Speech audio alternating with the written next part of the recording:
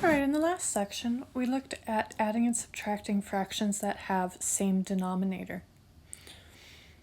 We haven't talked about adding and subtracting fractions with different denominators, and that's because we have to introduce a concept called least common multiple before we do so.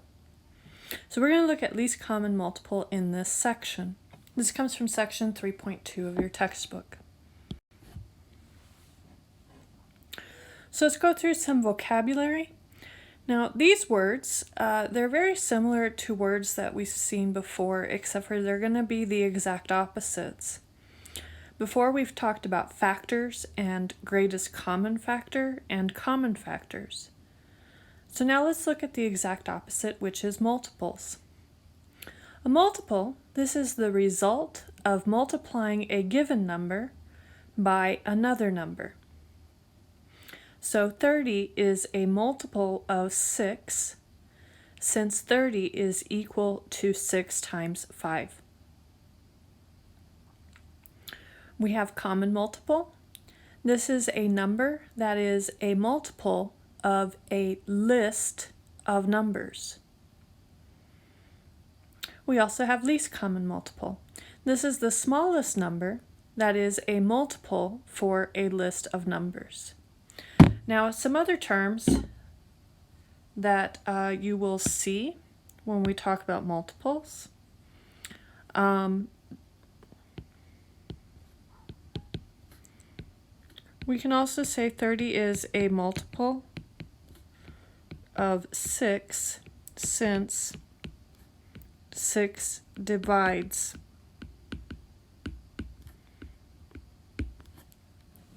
30. For common multiple, we can also say that is divisible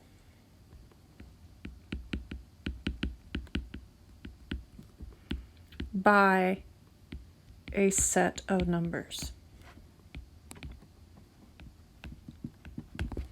So whether you think of it as multiplication or division, that's up to you.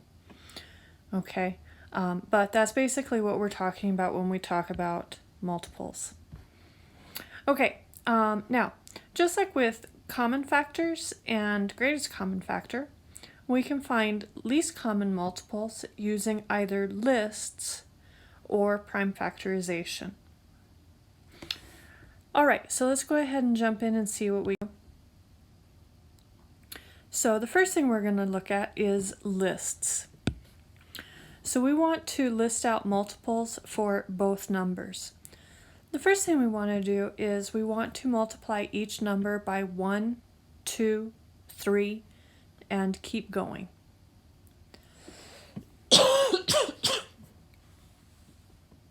Now the common multiples are going to be the numbers that appear in both lists, and the smallest number that appears in both lists is our least common multiple. So let's look at examples for this. For example A, we're going to start with 6 and 9.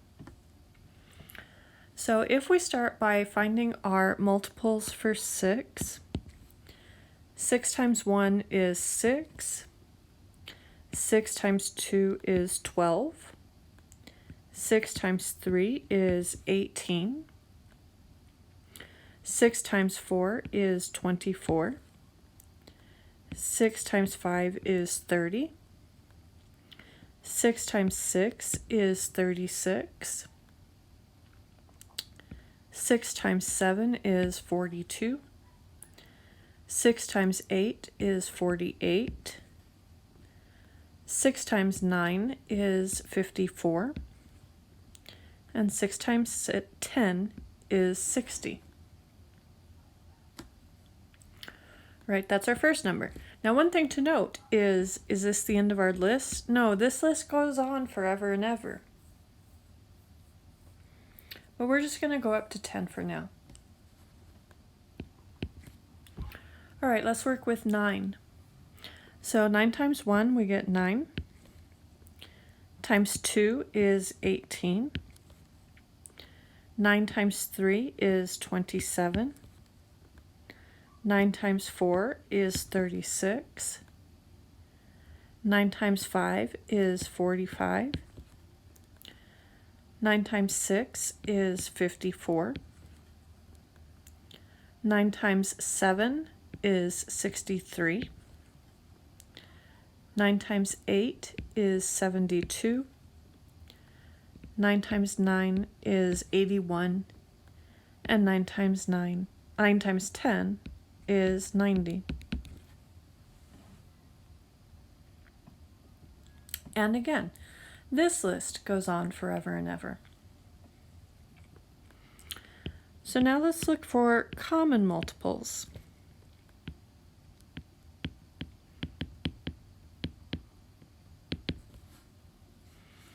So I want to know what numbers appear in both lists. Let's see here, we have 18. We have 36. We have 54.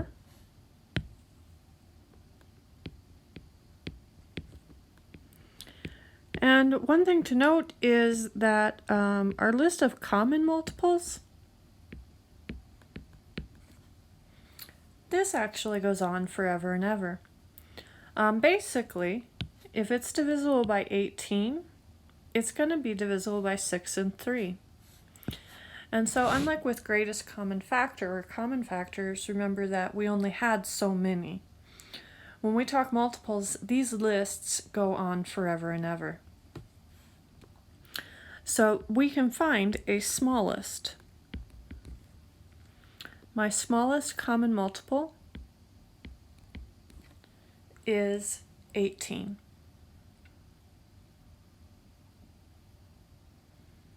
All right, let's try a couple more with lists before we get into prime factorization. All right, so let's list out the multiples for 5. We should get 5 times 1 is 5, times 2 is 10, times 3 is 15, times 4 is 20, times 5 is 25, times 6 is 30, times 7 is 35, times 8 is 40, times 9 is 45, and times 10 is 50.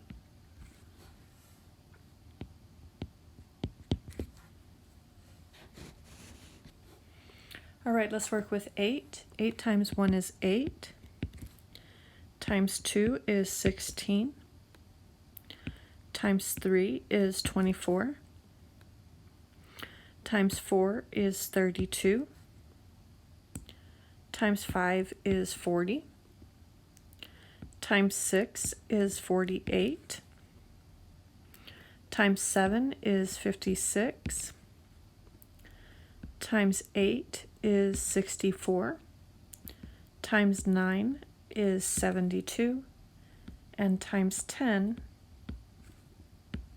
is 80. And again, these lists go on. Okay, so let's talk common multiples.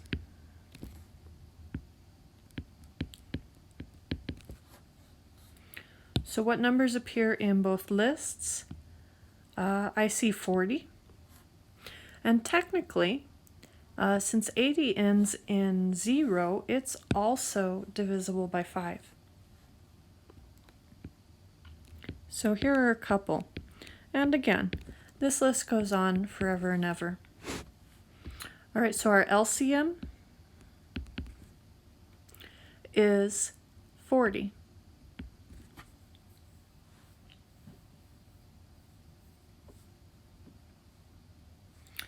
All right, last one. Let's work with 3 and 9. So 3, if we go ahead and list out our factors or our multiples, we get 3 times 1 is 3, times 2 is 6, times 3 is 9, times 4 is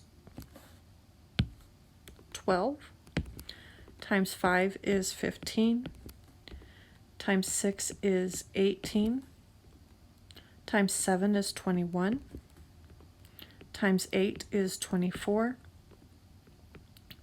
times 9 is 27, and times 10 is 30.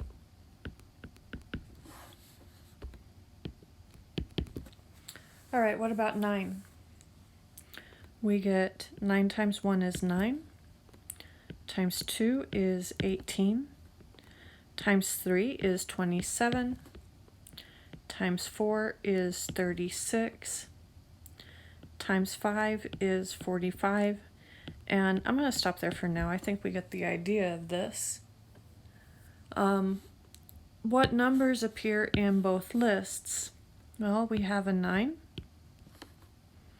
we have an 18, we have a 27, and technically 36 and 45.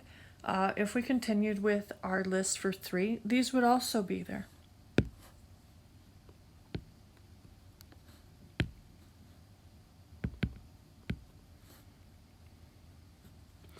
So our common multiples,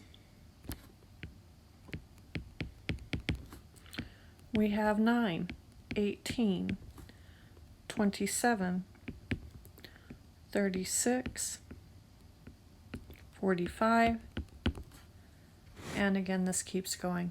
And so my least common multiple is 9.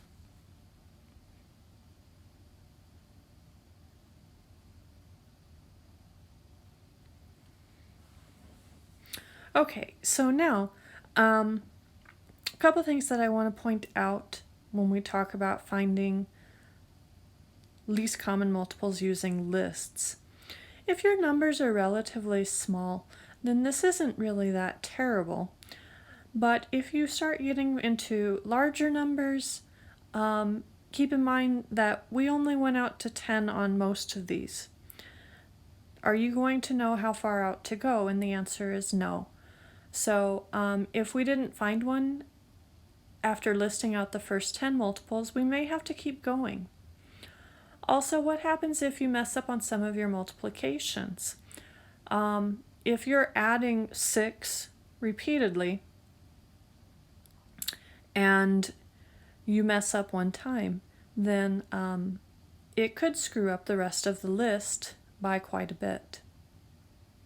So using lists, this is fine, but as I said, this is not, this can be rather tedious. Okay, so let's talk about the second method for finding least common multiples. The second method is using prime factorization. And it's going to be very similar to when we did greatest common factor. So the first thing we want to do is find the prime factorization for each number. From there we have two things that we can do. The first one is going to be list all factors that they have in common. And then we're going to add in all the extra factors. We do not want, if they have it in common, we don't want to represent it more than once. Okay? All right, so the second method that you can use is you can list all factors for one of the numbers and then look at the second number. If it is already included, skip it. If not, include it. Now I'm going to show you both methods as we work through these problems. Method 1 I usually use if I only have 2 numbers that I'm working with. But if I have more than 2 numbers, I like to use method 2. And so we'll see kind of how that works as we go through these examples. All right, so let's look at some examples. So if we go ahead and factor 6, we're going to do prime factorization. 6 is equal to 2 times 3.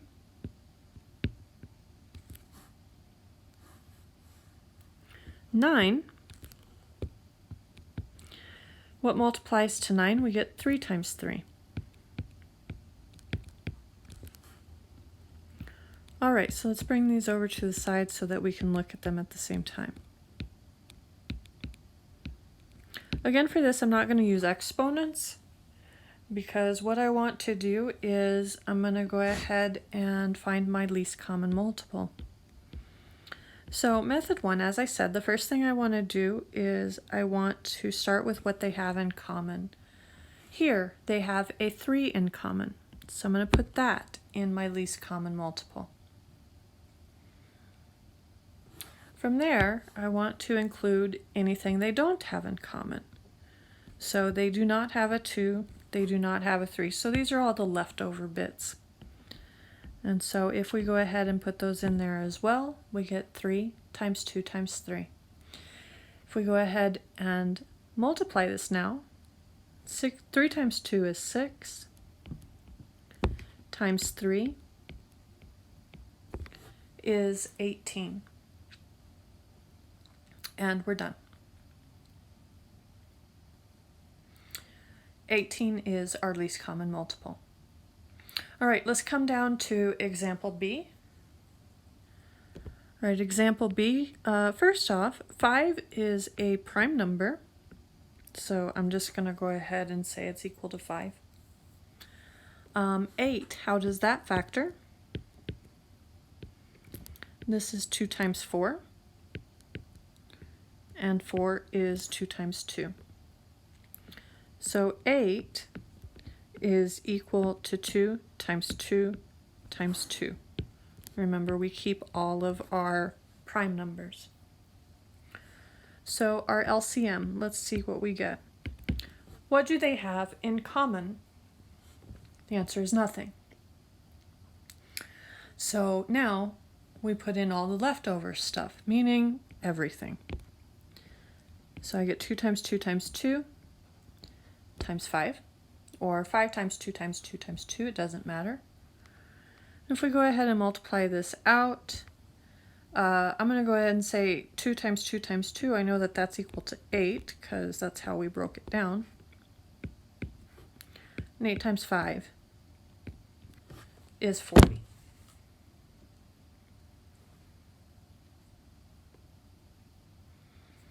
All right, last one.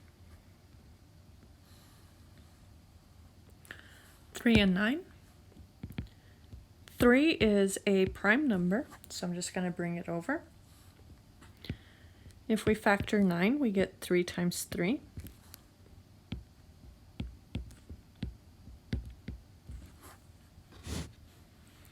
So let's go ahead and start with our in common. They have 1 3 in common,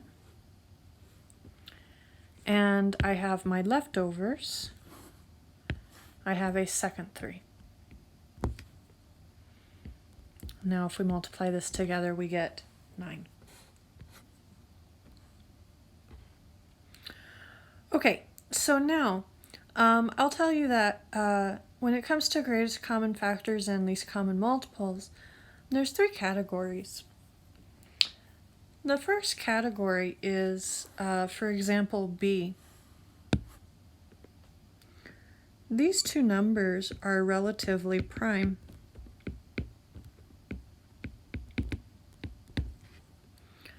And so to find the LCM,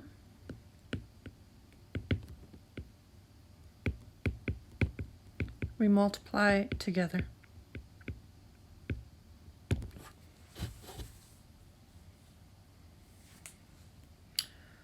That's our first category. And this is one of the, I would say, one of the easy categories. 3 and 9. If you get one number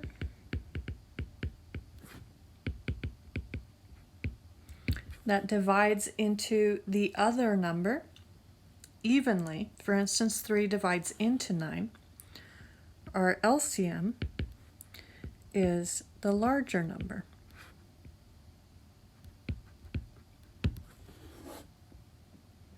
So be very careful because we're saying least common multiple, but it's actually the larger number.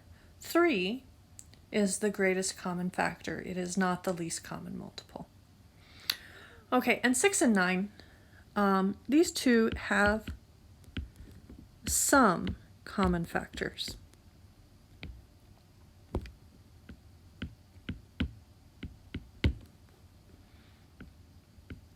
In this case, there is some work involved in order to find the least common multiple. Now in this section, because we are talking least common multiple, you want to keep in mind that we are looking for the least common multiple.